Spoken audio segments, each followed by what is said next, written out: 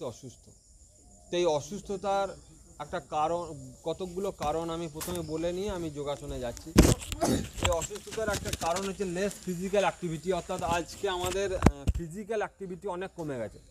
সেই জন্য আমি যারা ছোট ছোট একদম ভালো লাগছে খুব, বাজে একদম খুব ছোট কচি কাচারাও এসছে আমাদের শাখাতে আজ। তো আমি বলবো যে লেস ফিজিক্যাল অ্যাক্টিভিটি কিছুক্ষণ অন্তত দিনে আমরা যেন ফিজিক্যাল অ্যাক্টিভিটি আমরা করি, নইলে কিন্তু অসুস্থতা আমাদের পিছন ছাড়বে না।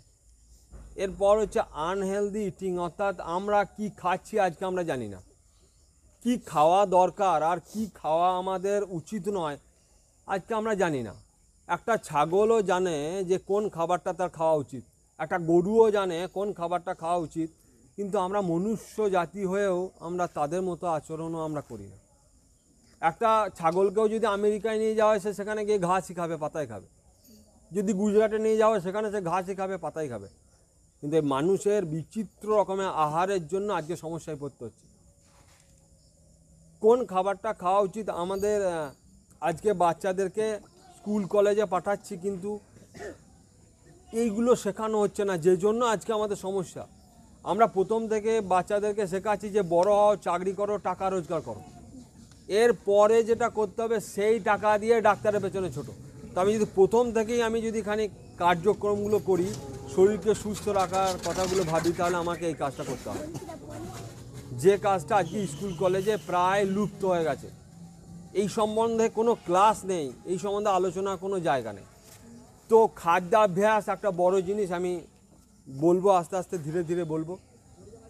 এরপর যে জিনিসটা আমাদের জানা দরকার তো হচ্ছে জ্ঞানের বড্ড অভাব আমাদের। ডাক্তার নেই, ওষুধ নেই, এটা তো একটা বড় কথা, এর থেকেও বড় কথা আমাদের জ্ঞান নেই। গীতাতে বলছে যে দুঃখ নিবারণের উপায় হিসাবে বলছে যুক্তাহার বিহারস্য যুক্ত চেষ্টস্য কর্মসু যুক্ত স্বপ্ন অববোধস্য যোগ ভবতি দুঃখাহা। দুঃখ দূর করার ফর্মুলা বলা হচ্ছে গীতাতে। যুক্তাহারও প্রথমেই বলছে আহার ঠিক করতে হবে। সকালে উঠেই আমরা চা পান করছি, কে কে চা পান করে একটু হাত তুলবো না সকালে উঠেই? বাকিরা অনেকে লজ্জার কারণে হাসাহাসি করছে, হাত তুলছে না। এই যে চা কি মারাত্মক এবং কি বিষাক্ত, এবং সুগার রোগের কতটা মানে সুগার রোগকে প্রশ্রয় দেওয়ার জন্য কতটার পেছনে কেউ আমরা জানি না। অ্যাকচুয়ালি গুড় থেকে চিনি হয় সবাই জানি, কিন্তু গুড়কে ফোটালে তো লাল রং হয়, চিনির রং সাদা হয় কি করে? এর সঙ্গে গন্ধক মারাত্মক বারুদে যে কেমিক্যাল মেশানো হয় সেটা চিনিতে মেশানো হয়। সুগার রোগের অন্যতম কারণ হচ্ছে কৃত্রিমভাবে মিষ্টি যে জিনিসগুলো উৎপন্ন হচ্ছে সুগার। এই জন্য ডাক্তারখানায় গেলে বলবে আপনাকে মিষ্টি খাওয়া যাবে না। কারণ কোন মিষ্টি খাওয়া যাবে না? ন্যাচারাল মিষ্টি যদি হয় তাহলে আপনি খেতে পারেন, কৃত্রিম মিষ্টি যদি হয় তাহলে আপনি খেতে পারবেন না। চিনি খাওয়া যাবে না সুগারের জন্য। এইটুকু বয়স্ক থেকে তাকে আমরা সকালে চা খাওয়া শেখাচ্ছি, আমাদেরই বাড়ির লোক শেখাচ্ছি, অজ্ঞানতার জন্য। আমাদের জ্ঞান নেই, এই জন্য আমরা শেখাচ্ছি। জ্ঞান নেই এই জন্য আমরা শেখাচ্ছি। আমি অনুরোধ করবো যারা রাস্তায় দাঁড়িয়ে আছেন একটু বসে যাবেন, এখানে যতই কাজ থাক বা যাই থাক একটু বসে যাবেন, কিছু শিখতে পারবেন জীবনে, কি করছেন কি না করছেন। হয়তো কোথাও আড্ডা করবেন কিংবা কোথাও গল্প করবেন। আজকে এসুন আমরা সবাই একসঙ্গে গল্প করি। যেমন খাবার খেতে খেতে জল খাওয়া যাবে না, আমরা একাধিক জানি না, কেউ বলেও না আমাদের। খাবার খেতে খেতে জল খাওয়া যাবে না, কেন? জল খেলে কি হবে? আচ্ছা, খাবার খেতে খেতে কে কে জল খায় একটু হাত তুলবো না?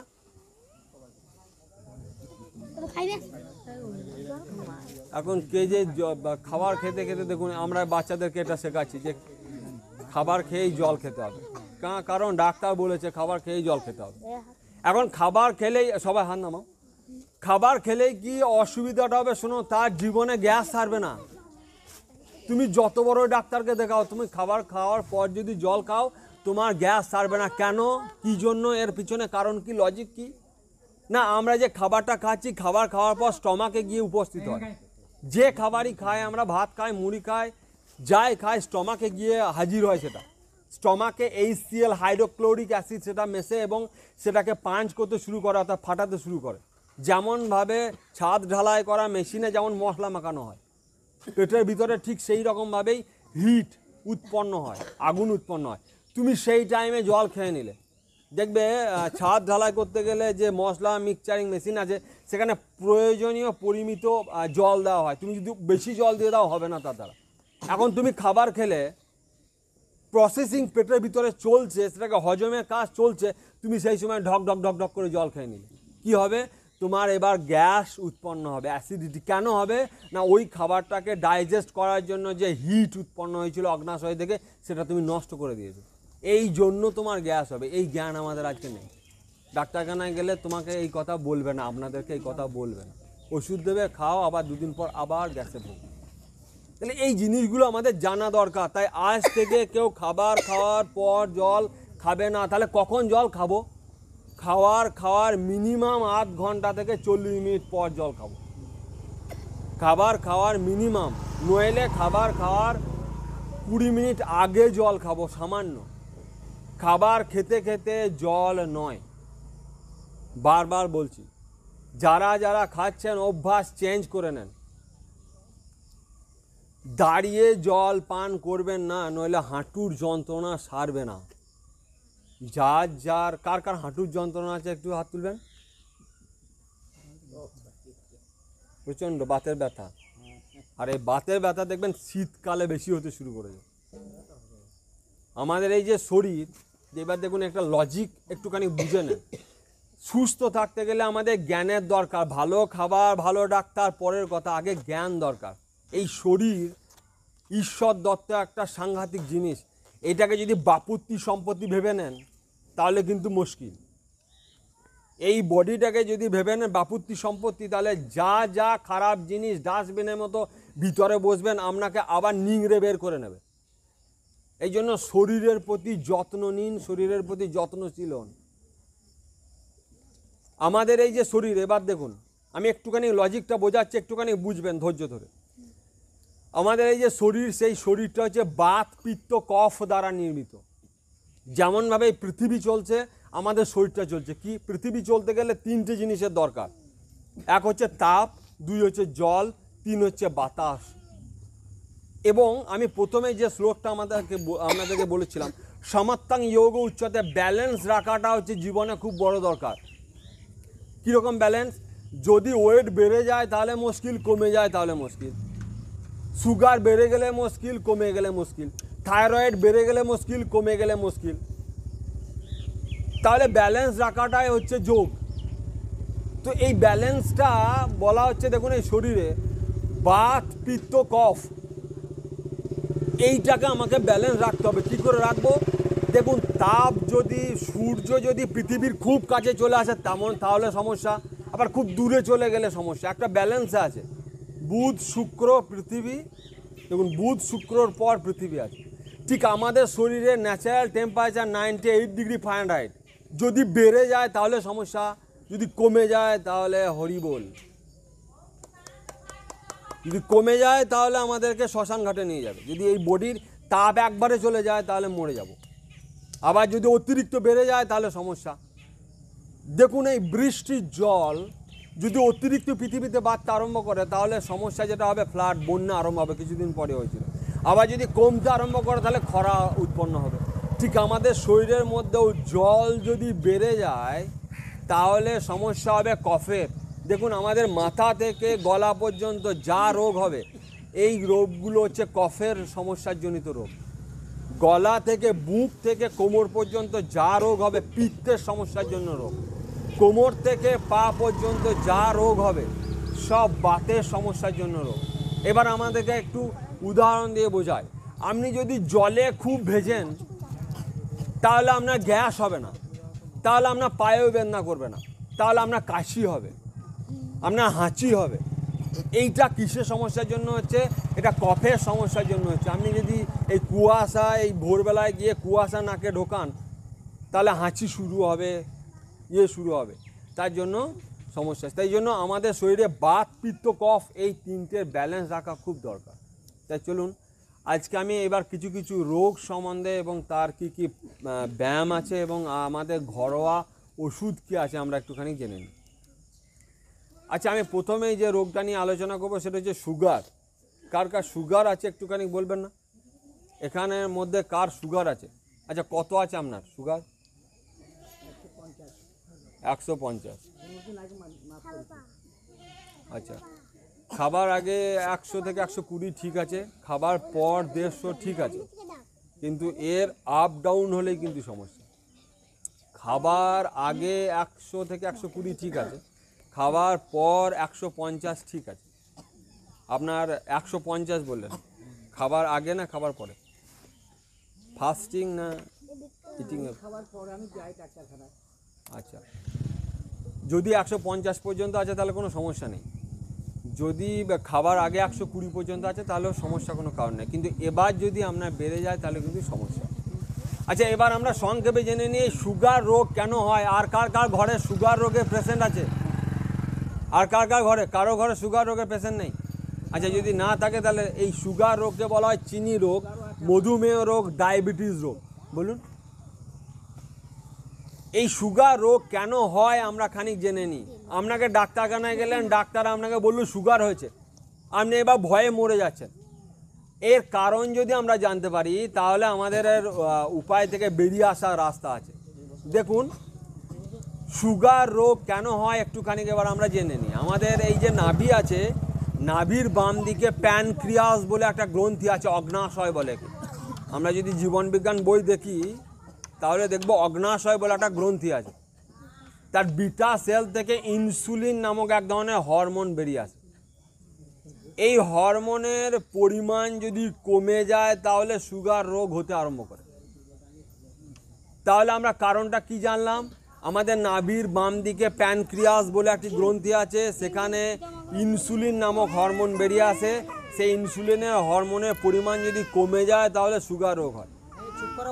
তাহলে এই সুগার রোগ যদি আমরা ইনসুলিন, দেখবেন যার যা সুগার বেড়ে যায় বাইরে থেকে ইনসুলিন নিতে হয় এমন কেউ আছে? এমন কেউ বাড়িতে আছে যে বাইরে থেকে 25 ইউনিট 30 ইউনিট ইনসুলিন নিতে হচ্ছে ইনজেক্ট করে? তার মানে কি আমরা ন্যাচারালভাবে যে ইনসুলিনটা উৎপন্ন হওয়া উচিত ছিল সেটা হচ্ছে না, যে জন্য বাইরে থেকে আপনাকে নিতে হচ্ছে। তাহলে এই ইনসুলিনটা যদি আমি আমার শরীরে আবার তৈরি করতে পারি তাহলে আমার সুগারের কোনো ওষুধ খেতে হবে না। ডাক্তারখানায় গেলে আপনাকে থাইরক্সিন বলে একটা ওষুধ দিয়ে দেবে থাইরয়েডের জন্য, সুগারের জন্য। দেখবেন বলবে যে আপনার সুগার রোগ কোনো দিন সারবে না। এই যে দেখুন, আমি মডার্ন মেডিকেল সায়েন্সের বিরোধী নয়, কিন্তু কোনো দিন সারবে না এই কথাটা আমার ঠিক পছন্দ নয়। কোনো রোগ কোনো দিন সারবে না ডাক্তার বলছে আপনাকে, এই কথাটা আমার পছন্দ নয়। সারানো যাবে, কি করে সারানো যাবে চলুন এর কতকগুলো প্রাণায়াম আমরা দেখে নিই। দেবজিৎ কোথায় গেল? এখানে কোনো দিন সারানো যাবে না এইটা কিন্তু ঠিক নয়। তাই চলুন এর জন্য কতগুলো ব্যায়াম আমরা দেখে নেব। এই যে আসনটাতে আমি বসে আছি, এই আসনটার নাম কেউ জানেন? যে আসনটাতে আমি বসে আছি এই আসনটার নাম কেউ জানেন? এই আসনটার নাম বজ্রাসন। এই আসনটা একমাত্র পূর্ণ আহারের পর করা যায়, বাকি কোনো আসন সম্পূর্ণ খাবারের পর আর করা যাবে না।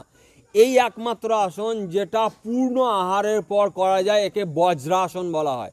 এবং এই আসন করলে এই অংশটা বজ্রের মতো শক্ত হয়, এই জন্য বলা হয় বজ্রাসন। এবং এই আসনে বসে চুল আঁচড়ালে চুল কালো হয়। এবার দেখুন, সুগার রোগ সারানোর জন্য দুটো আমি ব্যায়াম দেখিয়ে দিচ্ছি, 3টে ব্যায়াম আপনাদেরকে দেখিয়ে দিচ্ছি। দেখুন, আমার সমস্যাটা হয়েছে এখান থেকে ইনসুলিন উৎপন্ন হচ্ছে না, আমি একে আবার রিপ্রোডাক্ট করব, অর্থাৎ আবার নূতনভাবে তৈরি করাবো। কি করে তৈরি করাবো? দেখুন, দুরকমভাবে করা যায়। নাভির দুই দিকে মুঠি করে হাতকে রেখে নিঃশ্বাস ছেড়ে দিয়ে ধীরে ধীরে আগাবো। নিঃশ্বাস নিতে নিতে পিছবো। বোঝা গেল প্রসেসিং? নিঃশ্বাস ছেড়ে দিয়ে সামনের দিকে আগাবো, নিঃশ্বাস নিতে নিতে মিনিমাম আমরা যেন 5 থেকে 7 সেকেন্ড থাকিয়ে আসনটা করে।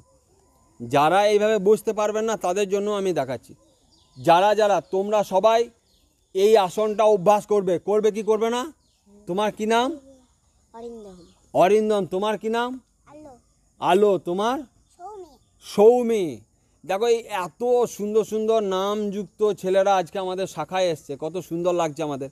এদেরকে যদি ঠিকমতো ট্রেন করা যায় এখন থেকে, তাহলে এদের কোনো রকম রোগ হবে না। কিন্তু না আছে বাড়িতে কেউ কিছু খাবার সম্বন্ধে বলা, যা দিচ্ছে খেয়ে নিচ্ছে, যা খাওয়াচ্ছে যা পাচ্ছে খেয়ে নিচ্ছে। তো চলুন আজ থেকে এই ব্যায়ামটা করবে, মনে থাকবে সব তোমাদের। এই আসনটার নাম কি বললাম যেটা করলাম? আচ্ছা, বজ্রাসনে করার পর যেটা আগাচ্ছিলাম তার নাম কি বললাম, কার মনে আছে? আইকিউ তো একটু স্ট্রং করতে হবে না, আমাদেরকে অনেক উঁচু জায়গায় যেতে হবে, দেশের কাজ করতে হবে না আমাদেরকে। তাই দেখো একবার কিন্তু নামটা বলে দিচ্ছি। এবার মন্ডুক আসন, এই আসনটার নাম কি বললাম? মন্ডুক। তাই চলো, মন্ডুক মানে হচ্ছে ব্যাং। এই আসনটার আর এক নাম বাংলাতে ব্যাঙাসনও বলা হয়। যতগুলো আসন আমি দেখাবো প্রত্যেকটা প্রশ্চার পশু পাখির আকারে। তাহলে এই আসনটার নাম কি বললাম সৌমি? কি বললাম? মন্ডুক আসন, মনে থাকবে সবার? তাহলে দেখো আমি আরেকবার বলে দিচ্ছি, নিঃশ্বাস ছাড়তে ছাড়তে সামনের দিকে আগাবো, নিঃশ্বাস নিতে নিতে পিছনের দিকে যাবো। তাহলে এই একটা সুগারের জন্য আসন আমি অবশ্য অনুরোধ করব যে আপনারা বাড়িতে অন্তত 24 ঘন্টার মধ্যে 2 ঘন্টা শরীরের দিকে নজর দিন, নইলে এ আপনাকে ভোগাবে, এমন ভোগাবে। ও যদি রোগ হয় কোন কোন সমস্যা হবে দেখুন, প্রথম হবে টাকা খরচ, যদি রোগ হয় এরপর হবে সময় খরচ, এরপর হবে মানসিক টেনশন কষ্ট। বাড়িতে একজন কেউ অসুস্থ হলে বাকিরা সব কষ্টতে ভুগি আমরা। এই জন্য অ্যালার্ট হন, বারবার বলে দিচ্ছি। আজকের এই ভূধরপুর গ্রামবাসীদের আমি সচেতন করছি শাখার মাধ্যমে যে যোগ করুন, প্রাণায়াম করুন, এছাড়া বাঁচার কোনো রাস্তা নেই। আজ এই সমস্ত ছোট্ট ছোট্ট ছেলে মেয়েদের আজকে চোখে চশমা নিতে হচ্ছে, কিডনির সমস্যা, হার্টের সমস্যা, ডাক্তারখানায় যেতে হচ্ছে, টাকা খরচ হচ্ছে, সাধ্য নেই সেই টাকা খরচা করার আমার। তাই একটু সচেতন হন, একটু এইগুলোকে অভ্যাস করান। তাই চলুন মায়েদেরকে রিকোয়েস্ট করব, বাবারা যারা এসছেন তাদেরকে বলবো যে এইগুলো আজকে আমাদের করুন। আমাদের ভারতবর্ষের যে সংস্কৃতি, চরক সংহিতা, সুশ্রুত সংহিতা, বাগভট্ট, মুনি ঋষিরা এসে আয়ুর্বেদ শাস্ত্র বলেছেন, আজকে ভুলে গেছে। আজকে সামান্য ঠান্ডা লাগছে, একটা ট্যাবলেট খেয়ে নিচ্ছি, কিন্তু ঠান্ডা লাগার ওষুধ আমাদের বাড়িতেই আছে। আজকে কোমরে যন্ত্রণা করছে, ট্যাবলেট খেয়ে নিচ্ছি, কিন্তু কোমরে যন্ত্রণা করা ওষুধ আমাদের বাড়িতেই আছে। চলুন ধীরে ধীরে সুগার শেষ করি, আমি একটু তাড়াতাড়ি আগিয়ে নিয়ে যাবো, কারণ অনেকগুলো জিনিস আমাদেরকে আজকে শিখতে হবে। তাহলে এইটা হচ্ছে মন্ডুক আসন। এরপর নেক্সট হচ্ছে চলুন শশকা আসন। নিঃশ্বাস ছাড়তে ছাড়তে সামনের দিকে, নিতে নিতে পিছনের দিকে। তাহলে শশক মানে খরগোশ, এই আসনটার আর এক নাম হচ্ছে খরগোশ আসন। তাহলে এই আসনটার নাম কি বললাম? বা শশক আসন। খরগোশের সংস্কৃতে নাম হচ্ছে শশক। চলো নেক্সট। এবার যারা বলছেন আমি তো বাবা বজ্রাসনে বসতে পারি না, আমার তো পায়ে হাঁটুর যন্ত্রণা, তো চলুন এবার যে আসনটা দেখাচ্ছি এর নাম হচ্ছে পদ্মাসন। চলো সবাই একটু মেরুদণ্ড সোজা করে বসো দেখি। আজকের দিনে কারোর মেরুদণ্ড সোজা নেই, সব বেঁকে গেছে। চলো একটু মেরুদণ্ড সোজা করে বসো দেখি সবাই। যখন বসবে মেরুদণ্ড সোজা করে বসবে, নইলে ছোট থেকে কুঁজিয়ে যাবে। যখন বসবে স্ট্রেট কাট বসবে, যখন বসবে মাটিতেই বসো, চেয়ারে বসো, সোজা মেরুদণ্ড সোজা করে বসবে, নইলে মেরুদণ্ডের স্পাইনাল কর্ডের সমস্যা দেখা দেবে, অল্প দিনে কোমরে বেদনা দেখা দেবে। মেরুদণ্ড সোজা করে আমরা বসবো। তাই চলো মেরুদণ্ড সোজা করে আমরা যে আসনটা এখন করছি সেই আসনটা হচ্ছে যোগ মুদ্রাসন। যারা বজ্রাসনে বসে করতে পারবেন না তাদের জন্য একই প্রসেসিং, নিঃশ্বাস ছাড়তে ছাড়তে সামনের দিকে, নিঃশ্বাস নিতে নিতে পিছনের দিকে। অন্তত 3-4 মিনিট, 3-4 সেকেন্ড বা 5-7 সেকেন্ড পর্যন্ত থাকার চেষ্টা করব।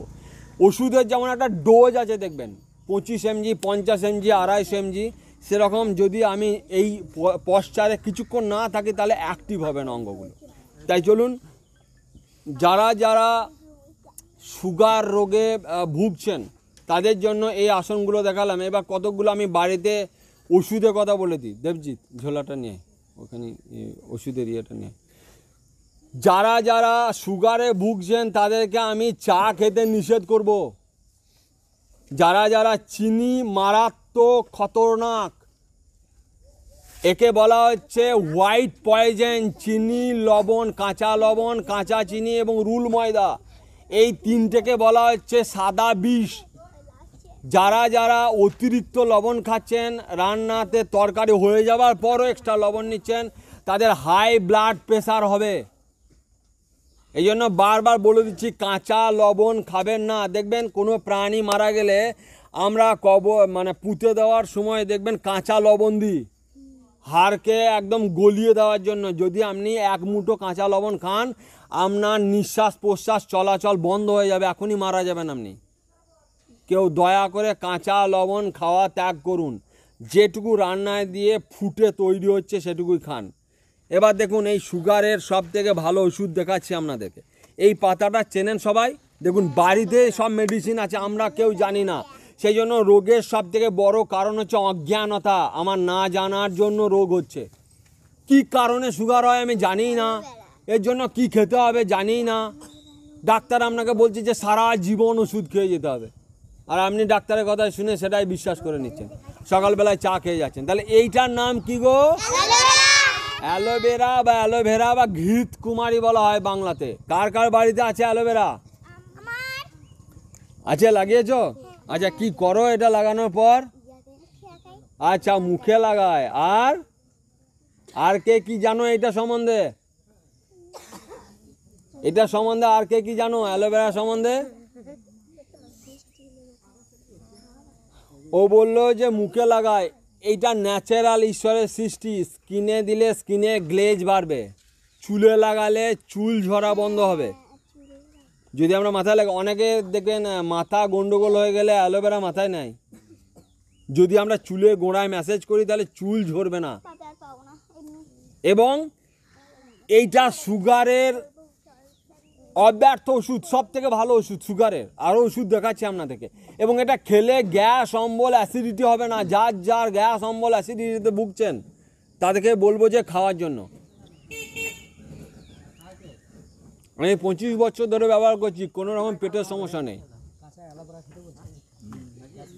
খাওয়া সকালে খালি পেটে, যা দেখাবো সব এখন খালি পেটে, কিন্তু সকালে খালি পেটে।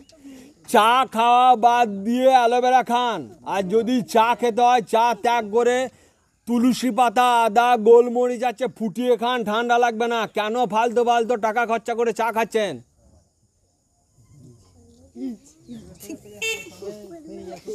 এই জন্য বলছি যে চা ত্যাগ করুন ইমিডিয়েটলি। যারা যারা বাঁচতে চান, যারা যারা মরতে চান তাদেরকে মরতে দিন। আর যদি আপনি বাঁচতে চান তাহলে ভালো রাস্তায় আসুন, যা যা বলছি শুনুন। কারণ আমার বয়স 40 বছর হতে চলল, এই বিষয় ব্যবহার করছি। আমি পাঁচতুবি কলেজে সংস্কৃত ডিপার্টমেন্টে আছি, তার সঙ্গে এই যোগাসন এবং গীতা পাঠের অনুষ্ঠান চালিয়ে যাচ্ছি। আমি মুর্শিদাবাদে পাঁচতুবি হরিপদ গৌরবালা কলেজে সংস্কৃত ডিপার্টমেন্টে এখন আছি, এবং তারই সঙ্গে এই কাজ করে যাচ্ছি, মানুষকে সচেতনতার কাজ করে যাচ্ছি। তো চলুন, এই অ্যালোভেরা আপনাদেরকে খাওয়ার কথা বলছি। অ্যালোভেরা আপনাদেরকে চুলে লাগানোর কথা বলছি, আপনাদের ভালোর জন্য বলছি সে কথাগুলো। এরপর দেখুন, এরপর যে মেডিসিনটায় যাব, দেখুন এইটা চেনেন কি? দেখুন তো, আপনাদের গ্রামে প্রচুর থাকবে, আমি যদিও পুরো গ্রামটা ঘোরার জায়গা পাইনি। এইটা দেখে কেউ চিনতে পারছেন নাকি? দেখুন তো, এর নাম গিলোয়। এক ভাই বলেছে গিলোয় বা গুলুঞ্চ, এটার নাম জেনে রাখুন ভালো করে। গিলোয় বা গুলুঞ্চ পৃথিবীর সব থেকে এখন 1 নম্বর অ্যান্টিবায়োটিক। গিলোয় বা গুলুঞ্চ, দেখুন কাটা কাটা থাকবে, ব্যবহার করছি, কোনো রকম সমস্যা নেই। একটা পয়সা ডাক্তারকে দিতে হয় না। চা খাওয়া ছেড়ে দিয়েছি, একটা পয়সা ডাক্তারকে দিই না। আমি একটু তাড়াতাড়ি দেখাচ্ছি আপনাদের জন্য। তাহলে সুগারের সব থেকে দুটো বড় বড় মেডিসিন দেখালাম। এটা শুধু সুগার নয়, আপনার স্কিনের যত্ন রাখবে, আপনার পেটের সমস্যা মেটাবে, আপনার গ্যাস অম্বল অ্যাসিডিটি মেটাবে। তাই দয়া করে বাচ্চাদেরকে আবারও বলে যাচ্ছি, চা, কফি, কুরকুরে, লেজ এগুলো খাওয়াবেন না, এগুলো বিষাক্ত। এইগুলোই তাদের পছন্দ, কিন্তু তাদেরকে দেবেন না এগুলো। এটা এই 1 বিদ্যা পরিমাণ, এটা আমার ছোট অংশ নিয়ে এসেছি, 1 বিদ্যা পরিমাণ। আর গুলুঞ্চটাও এই পরিমাণ। আপনাদের গ্রামে যত্রতত্র থাকবে, তার মধ্যে সব থেকে হচ্ছে নিম গুলুঞ্চ সব থেকে ভালো। নিম গুলুঞ্চ মানে নিম গাছে যে গুলুঞ্চটা হয় সব থেকে ভালো, নিম গুলুঞ্চ বলা হয় একে, নিম গিলোয় বলা হয়। তো চলুন, সুগারের আরও একটা ওষুধের কথা আপনাদেরকে বলে দিচ্ছি। জাম ফল সুগারের খুব ভালো মেডিসিন, জাম ফল সুগারের খুব ভালো মেডিসিন। তার সঙ্গে জাম খাওয়ার পর ওই গুটলিটাকে রেখে দেবেন, ওই গুটলিটাকে ডাস্ট করে এর সঙ্গে পারলে নিমের বিচন এবং করলার বিচন, কি কি বললাম, জাম, নিমের বিচন এবং করলার বিচন, এই তিনটে, কিংবা যদি আপনার এগুলো সব না পান তাহলে আপনি শুধুমাত্র জামের বিচন, গ্রামে জাম গাছ আছে নিশ্চয়, তাহলে জাম খাওয়ার পর সেই বিচনটাকে ভালো করে ধুয়ে নেবো, ধুয়ে নিয়ে ভালো করে হামাল দিস্তায় থেঁতলে নেবো, থেঁতলে রোদে শুকিয়ে কৌটোর মধ্যে ভরে রাখবো।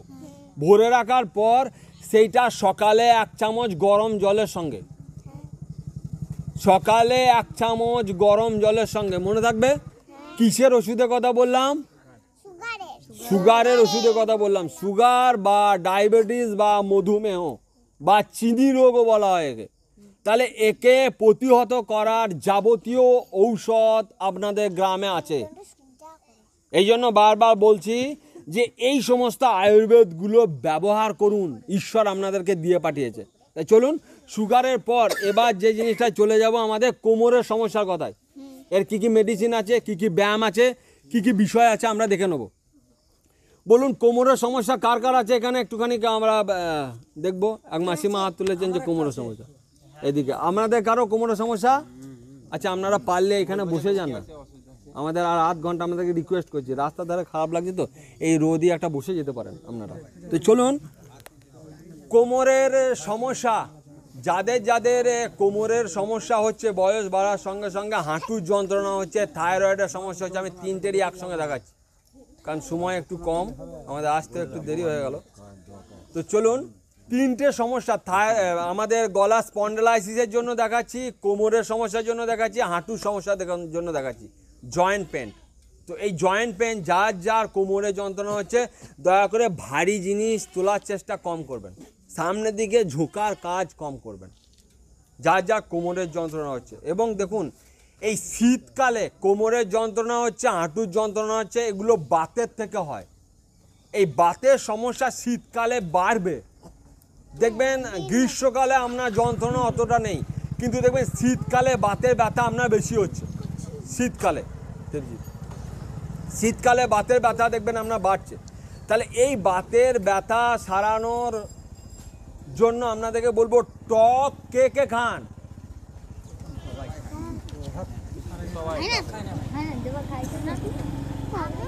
যার যার, এই বেশ ঠিক আছে, হাত নামা, যার যার কোমরে জয়েন্ট পেনের সমস্যা হচ্ছে, টক জিনিস খাবেন না, প্রথমেই বলে দিচ্ছি। যার যার জয়েন্ট পেনের সমস্যা হচ্ছে, ঘাড়ের সমস্যা হচ্ছে, কোমরের সমস্যা হচ্ছে, বেদনা জাতীয় জিনিস যদি জয়েন্টে হচ্ছে, টক জাতীয় জিনিস খাবেন না। টক খেলে বেদনা বাড়বে, আপনি বুঝতেও পারছেন না, বেদনার ওষুধও খাচ্ছেন, টকও শুধিয়ে খাচ্ছেন। আমার সারা জীবন বেদনা কমে না রে বাবা, কারণ আমাদের জ্ঞানের অভাব, সেই জন্য এই সমস্যাটা হচ্ছে। সেই জন্য আপনাদেরকে বলবো যে টক জাতীয় জিনিস খাবেন না, যার যার কোমরের বেদনা। এবার আমি ওষুধের কথায় আসবো, কতগুলো ব্যায়াম আপনাদেরকে আগে আমি দেখিয়ে দিই। তো চলুন, যাদের যাদের কোমরের সমস্যা হচ্ছে, ঘাড়ের স্পন্ডেলাইসিসের সমস্যা হচ্ছে, জয়েন্ট পেনের সমস্যা হচ্ছে, সব একসঙ্গে দেখাচ্ছি, ধীরে ধীরে দেখবেন। এই যে আসনটা আমি এখন দেখাচ্ছি, এর নাম হচ্ছে ভুজঙ্গাসন। সবার মনে আছে কি নাম বললাম? বা সর্পাসন। ভুজং মানে সংস্কৃত সর্প, একে বলা হয় সর্পাসন। দু রকম ভাবে করা যায়। দেখুন, এইভাবে উঠবেন না, কিন্তু পুরো চাপটা পড়বে এই জায়গাতে, এইখানে উপর চাপ হবে, ধীরে ধীরে, বেশি নয়, এতটুকু। আপনি 8-10 বার এটা করুন, যার যার কোমরের সমস্যা হচ্ছে আপনি যতটা পাচ্ছেন এটা করুন। নেক্সট হচ্ছে এইভাবে হাত দিয়ে ধীরে ধীরে উপরে উঠুন, কিছুক্ষণ থাকার চেষ্টা করুন, যতটা পারবেন কিছুক্ষণ থাকার চেষ্টা করুন। কোমরের সমস্যার জন্য যারা বেশিরভাগই ইয়াং আছে বা তাদের জন্য দেখাচ্ছি। আমি বারবার বললাম সামনে ঝোঁকা কাজ কম করব আমরা, একে বলা হয় ফরওয়ার্ড বেন্ডিং। আমরা ব্যাকওয়ার্ড বেন্ডিংয়ের পশ্চারগুলো করব যখন আমাদের কোমরের সমস্যা হচ্ছে, হাঁটুর যন্ত্রণা হচ্ছে তার জন্য। তো চলুন মেডিসিন আমি বলছি আপনাদেরকে, আমাদের বাড়ির পাশেই ভালো ভালো মেডিসিন আছে হাঁটুর যন্ত্রণা কোমরের যন্ত্রণা কমানোর জন্য। এবার আমি পশ্চারগুলো বলছি, যারা এখানে বসে আছো তারা সবাই পারবে। যারা যারা বসে আছো দেখো, অর্ধ চন্দ্রাসন কোমরের জন্য দেখাচ্ছি। আধখানা চাঁদের মতো, যতটা পারবে তুমি ঝুঁকবে। আমি এতটা দেখাচ্ছি মানে তোমাকে এতটাই করতে হবে, তোমার শরীর যতটা সামর্থ্য করার জন্য ততটাই করবে। এর নাম কি বললাম? অর্ধ চন্দ্রাসন। মনে থাকবে সবার? চলো, এরপর নেক্সট হচ্ছে উষ্ট্রাসন। দেখতে অনেকটা উঠের মতো হয়। উষ্ট্রাসন একটুখানি থাকার চেষ্টা করবে, অন্তত 5-7 সেকেন্ড যেন আমরা এইভাবে থাকি। এর নাম হচ্ছে উষ্ট্রাসন, মনে থাকবে? চলো, এরপর যে আসনটা আমি দেখাচ্ছি সেটা হচ্ছে মর্কট আসন। দেখো, মর্কট মানে হচ্ছে বানর। দেখো, এটা 3টে পশ্চার আছে।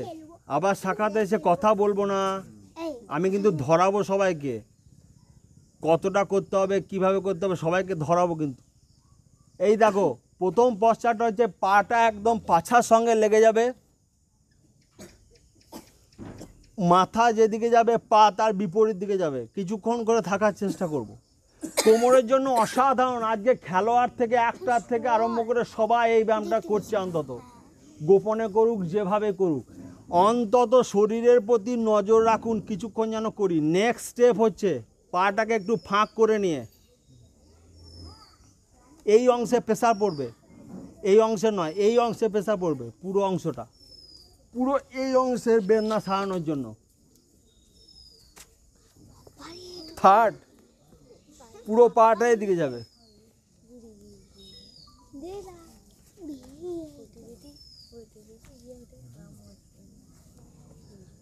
কোমরের সমস্যার জন্য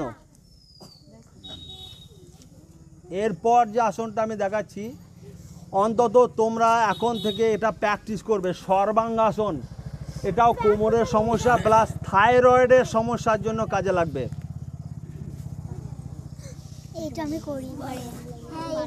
এই আসনটার নাম কি বললাম? সর্বাঙ্গাসন।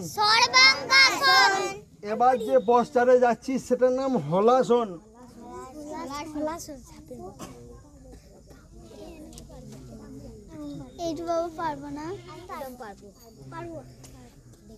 তো যে ব্যায়ামগুলো আমি দেখালাম সেগুলো হচ্ছে কোমরের জন্য, যে ব্যায়ামগুলো। এবার জয়েন্ট পেন্টের সমস্যার জন্য আমি ওষুধের প্রসঙ্গে চলে আসি। আচ্ছা, শিউলি পাতা সবাই চেনেন তো? শিউলি গাছ সবাই চিনি আমরা। আচ্ছা, সজনে গাছ আমার সামনে আছে, সবাই আমরা দেখেছি। নিসিন্দে পাতা চেনেন আপনারা? নির্গুন্ডি বলা হয় সংস্কৃততে। নিসিন্দে পাতা চেনেন? বয়স্ক ব্যক্তিরা হয়তো চিনবেন, বাচ্চারা হয়তো চিনতে না পারে। আয়ুর্বেদ শাস্ত্র বলছে সকালে এই 3টে পাতার ভালো করে থেঁতলে সন্ধ্যেবেলায় করে নেবেন। শিউলি পাতা 4 থেকে 5টা এবং কয়েকটা সজনে পাতা আর এবং নিসিন্দে পাতা 4-5টা মতো সন্ধ্যেবেলায় ভালো করে থেঁতলে নেবেন। থেঁতলে নিয়ে সেটাকে ভালো করে ফোটাবেন, ফুটিয়ে ঢেকে রাখবেন। সকালবেলায় খালি পেটে আধ কাপের মতো খাবেন।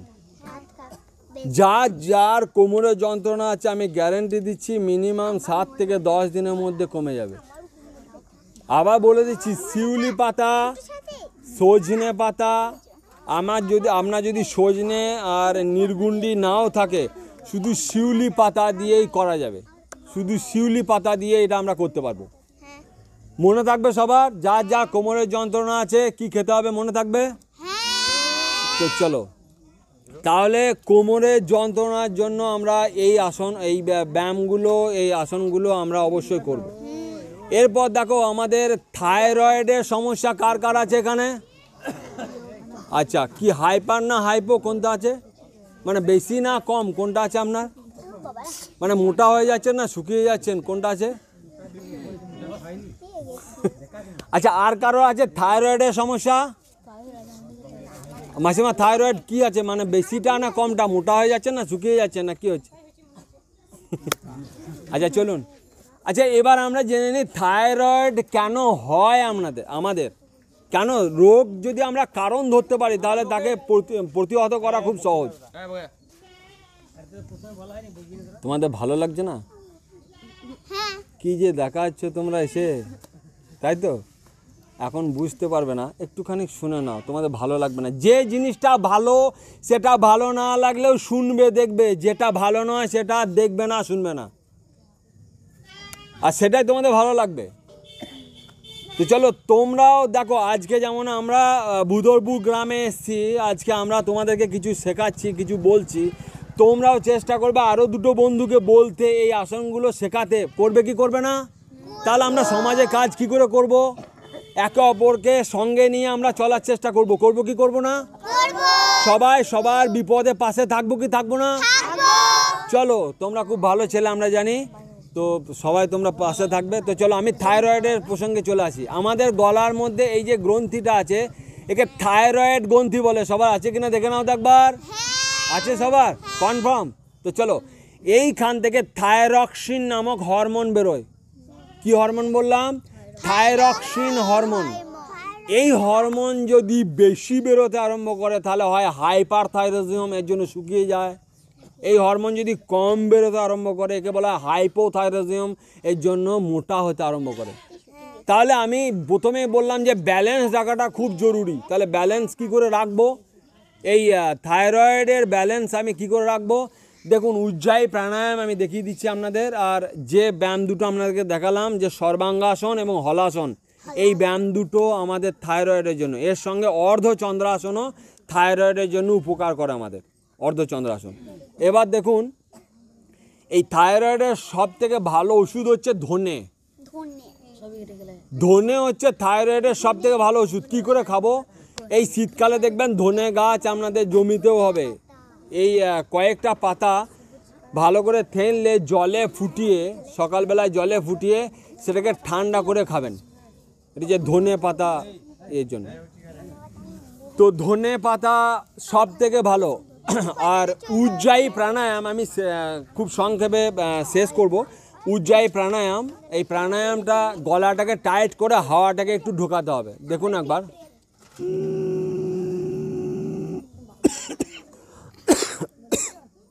প্রথমে একটু কাশি আসতে পারে, ভয়ের কোনো কারণ নেই। দেখো তো পাচ্ছ কিনা তোমরা একটু। কি নাম তোমার? মৌমিতা। মৌমিতা, করো তো, পাচ্ছ কিনা দেখো তো।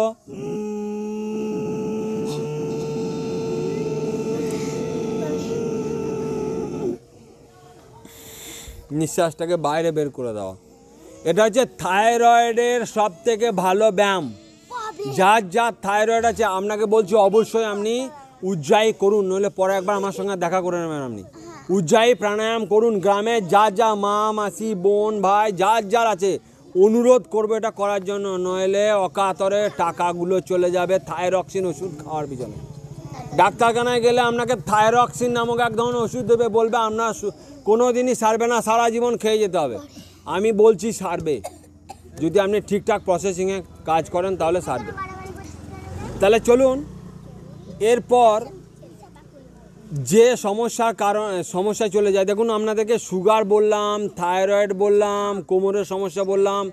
এবার আমি গ্যাসের সমস্যায় চলে যাই। গ্যাস, অ্যাসিডিটি, বদহজম, কার কার এই সমস্যা আছে? আচ্ছা, তোমাদের এখন থেকে গ্যাস, অবস্থাটা বুঝুন।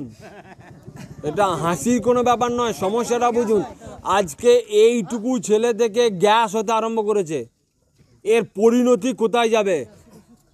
শেষ পর্যন্ত কোন জায়গায় যাবে? কে কে গ্যাসের ওষুধ খাচ্ছেন কন্টিনিউ?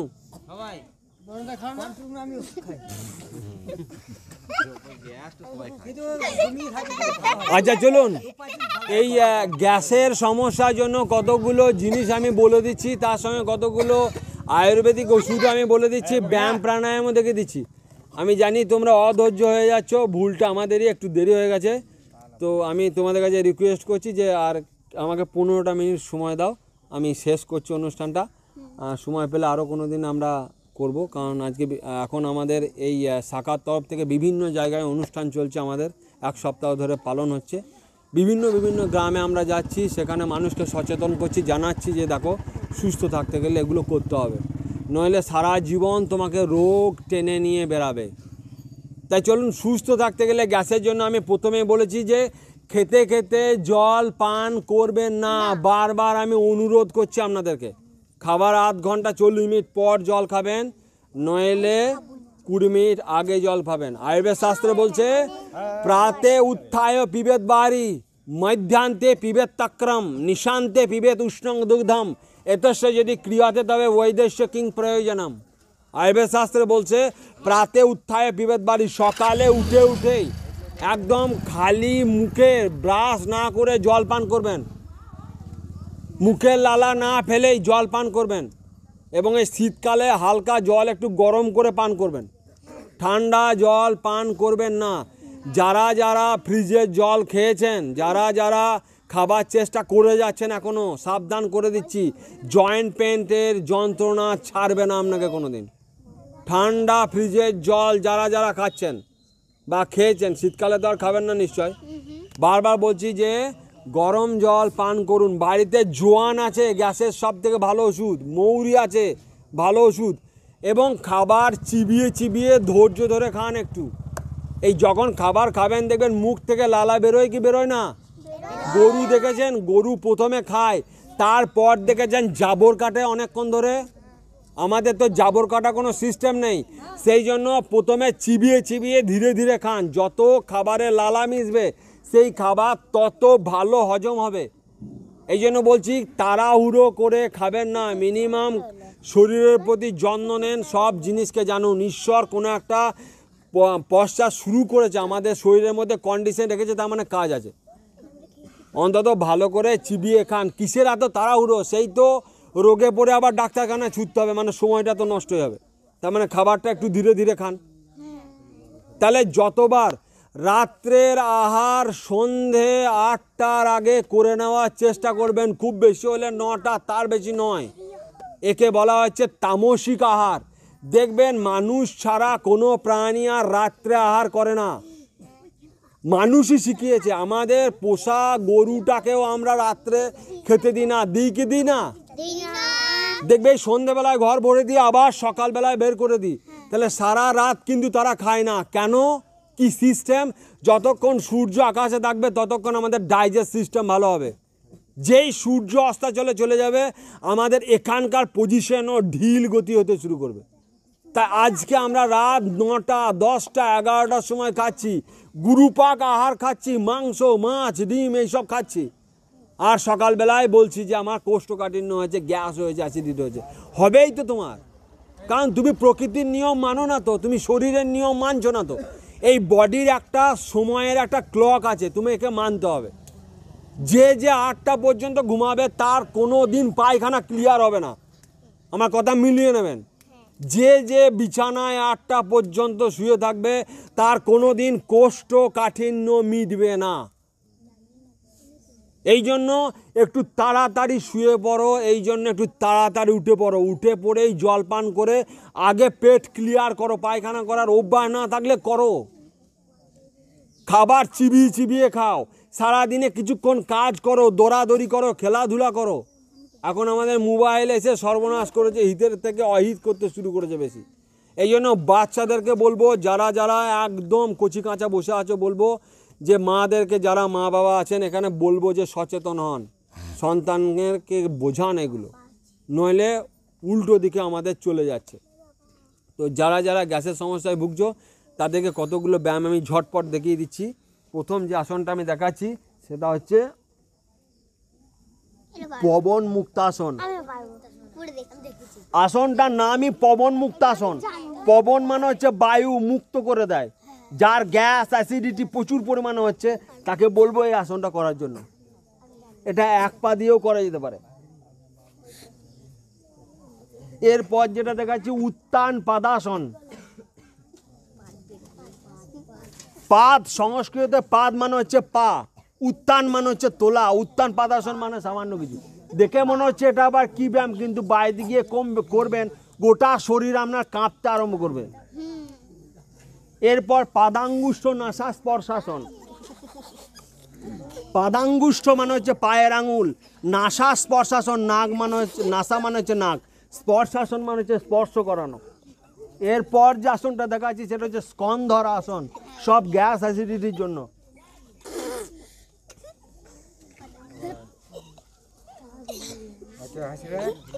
স্কন্ধর আসন। তো চলুন, আজকে সূর্যদেবও আস্তে আস্তে চলে গেছে, তো আজকে কতগুলো প্রাণায়াম দেখিয়ে দিই। তার আগে বাচ্চাদেরকে, যারা যারা ছোট ছোট আছো তাদেরকে বলবো যে চোখের দৃষ্টি ঠিক রাখার জন্য তোমরা এখন থেকে শীর্ষাসন করবে। আচ্ছা, এখানে কে কে আছো যে তাল গাছ করতে পারো? কে কে আছো তাল গাছ করতে পারো? কই চলো না, এখানে একটু করে দেখাও না দেবজিৎ, শীর্ষাসন করে দেখাও না একটু। যে যে বললে যে তাল গাছ করতে পারে, একটু করে দেখাও না।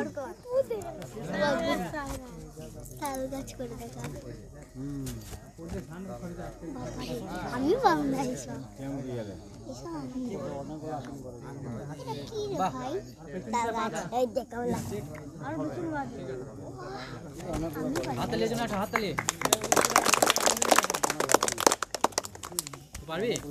যারা যারা শীর্ষা, তোমাদের সবাইকে বলবো, তোমাদের অল্প বয়স আছে এখন, শিখে নেবে। শীর্ষাসন করলে চোখে কোনোদিন চশমা পড়তে হবে না, চোখের দৃষ্টি কোনোদিন কমবে না শীর্ষাসন করলে। তবে যাদের কানের সমস্যা আছে, চোখের সমস্যা আছে, তারা করবে না। যাদের চোখ লাল হয়ে থাকে, কান দিকে রস ঝরে, পুঁজ ঝরে, তাদের পক্ষে নিষেধ আছে। বাকি শীর্ষাসন সবাই প্র্যাকটিস করবে, তোমাদের অল্প বয়স আছে। শীর্ষাসন করলে চোখের দৃষ্টি কোনোদিন কমবে না, শীর্ষাসন করলে কোনোদিন চুল ঝরবে না, চুল মাথা থেকে কোনোদিন ঝরবে না। তাই এই আসনগুলো তোমরা প্রত্যেক দিন করবে, যেগুলো দেখালাম সব আজকে দেখানোর সময় পেলাম না। এবার আমি চলে আসি কতগুলো প্রাণায়ামে, 5টা প্রাণায়াম আমাদেরকে দেখিয়ে দিচ্ছি। দেখুন, প্রাণায়ামের যে অংশগুলো দেখাচ্ছি, যে অনুলোম বিলোম, নিঃশ্বাস নেওয়া এবং ছাড়া, প্রাণায়াম আমাদের প্রাণ শক্তিকে বৃদ্ধি করে। বসে বসে করবেন, নেওয়া এবং ছাড়া।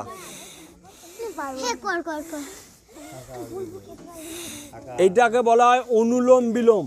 এরপর কপালভাতি,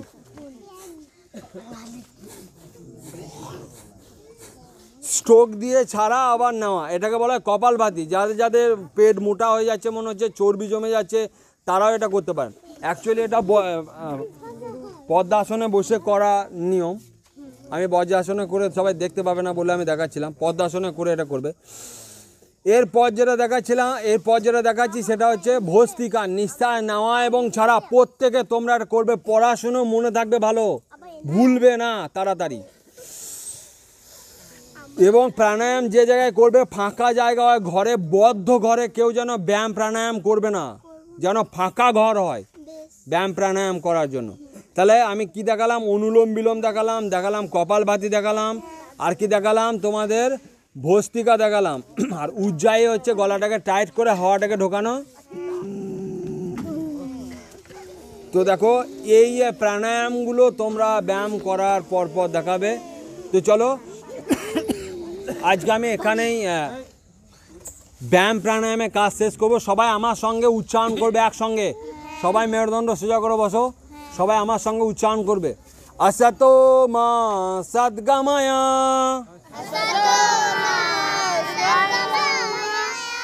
আবার বলছি, শুনে নাও ভালো করে। অসত মা সদ্গময়া, সবাই একসঙ্গে বলবো।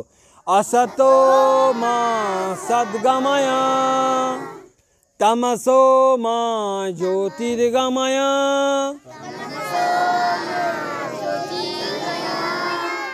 আবিরাবির্ময়ধি,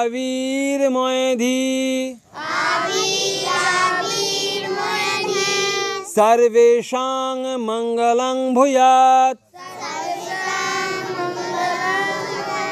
सर्वे सन्तु निरामया, सर्वे भद्राणि पश्यन्तु। মা কশ্চিৎ দুঃখ ভাগ ভবেৎ।